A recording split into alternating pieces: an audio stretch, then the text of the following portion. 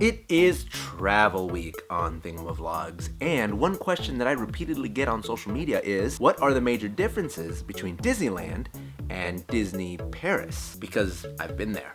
So, here we go. The first thing to note is that the streets and the pathways in Disney Paris are far wider than they are at Disneyland. This is probably because after Disneyland was built, they realized we need a little bit more space, so everything was built sort of more spaced apart, and possibly because they just had more room. But it's very noticeable. It's one of the very first things I noticed when I went to the park. Another huge difference is the fact that Disney Paris doesn't actually have Tomorrowland, they have Discoveryland. The major difference being that it's not just about the future, but just about science fiction in general. They actually have Captain Nemo's ship docked in a little harbor there. You know, that's from 20,000 Leagues Under the Sea, which is a science fiction book, but not a future book. It's actually, I think it takes place in the past. Discoveryland actually looks and feels a lot like Tomorrowland. I don't know why they didn't just call it that. I will say though, when it comes to comparing one specific ride, Space Mountain, that Disney Paris has us beat 1,000-fold. First of all, instead of just being completely pitch black with a couple of stars, there's lights and neon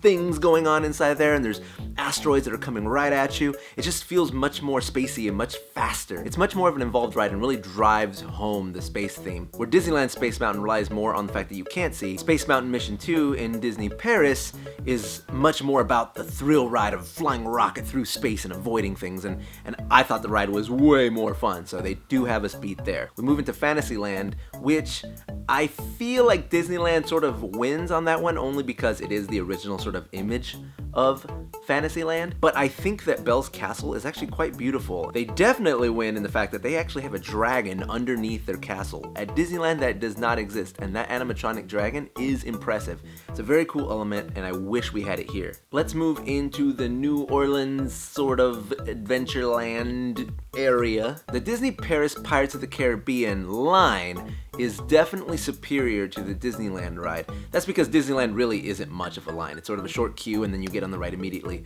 Where Disneyland Paris has a more interactive line with like barrels and crates, and it's just more thematic, right? It takes you on a little journey before you go into the ride itself. But the ride itself is essentially the same, right? Indiana Jones, however, is a completely different story. Oh. So our Indiana Jones at Disneyland, our like I own it, is a full sort of all-encompassing ride that you go inside of a temple. The line is amazing. It takes you on a journey. You get to the ride. It's a full roller coaster inside. It doesn't go upside down or anything like that, but it's a Jeep that's on hydraulics, and there's a giant snake, and you go over a volcano, and you do all sorts of crazy stuff. In Disney Paris, it's actually a lot more like Goofy's Flight School in Disney California Adventure. It's a very short, tracked sort of roller coaster where you're in a minecart. It does a couple of dips and it's over.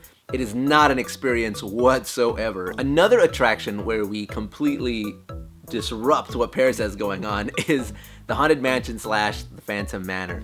Holy cow. First of all, the Haunted Mansion at Disneyland is my favorite ride, so I know it backwards and forwards. I think it's an amazing attraction. The Phantom Manor in Disney Paris is not even a shadow of what the Haunted Mansion is here. It's not like they added or subtracted a few different things. It's completely different. At one point, you actually go back into the Old West, and there's like a ghost town with animatronic skeletons popping up and doing different sorts of things, which is completely different from the Haunted Mansion. The thing about it is the animatronics are severely underwhelming. They just don't have that Disney touch. It's almost as if they weren't made by Disney. And I guess in a way a little bit creepier because you just feel uneasy the whole time that you're on that ride because it is so strange. One thing that Disney Paris does have that we do not have is the Ratatouille ride. Now, I actually was there a week before it opened, so I didn't get to ride it, but we don't have that, so point Paris. All right, let's move into my perceived cultural differences at the parks. Now, again, I am American, so Disneyland seems a little bit more natural to me. But Disney Paris is interesting in that it doesn't seem to have its own unique culture. Like, Disneyland is very uniquely American, right? But Disney Paris isn't particularly French because so many different countries are around France that go to visit that park. Perfect example is an experience that I had, which is at Disneyland, when you hand someone your camera, it's sort of an automatic statement saying, hey, can you take a picture of me, right? In Disney Paris, that's certainly not the case. First of all, you can't just say, hey, can you take a picture of me, because there's a really good chance that they don't speak the same language as you. Secondly, when you hand someone your camera, that's not an automatic transfer of information. They sort of look at you differently, like, why are you giving me your very expensive technological device, stranger? Now, I will say when it comes to culture, They really ham up the American culture there at Disney Paris. Very like vintage Hollywood movie American culture, like weird, this is how we are all the time, America, hey! And I was like, whoa, is that really what we look like to other countries? Now, the last thing I'll talk about is the character interactions, and in general, queuing. There is a completely different mindset when it comes to getting into a line at Disney Paris, because people don't respect your place in line there. If you're not moving forward, people will pass you. And if you're moving forward too slowly, people will pass you. They don't care. There was a general disregard for your space in line. At Disneyland, it's a completely different ballgame. There's a much more polite culture when it comes to line. Even when it comes to spacing in line, everyone kind of gives you your space. In Paris, everyone sort of cramps together because they're trying to get ahead. At Disneyland, when a character like Mickey Mouse comes out, everyone naturally forms a line and waits for their turn for a picture.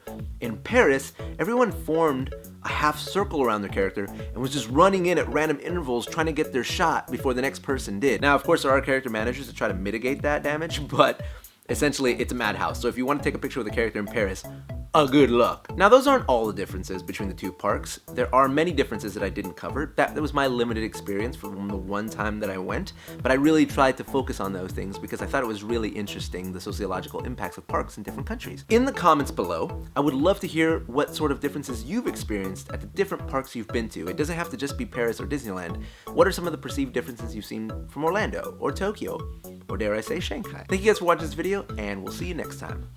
Bye!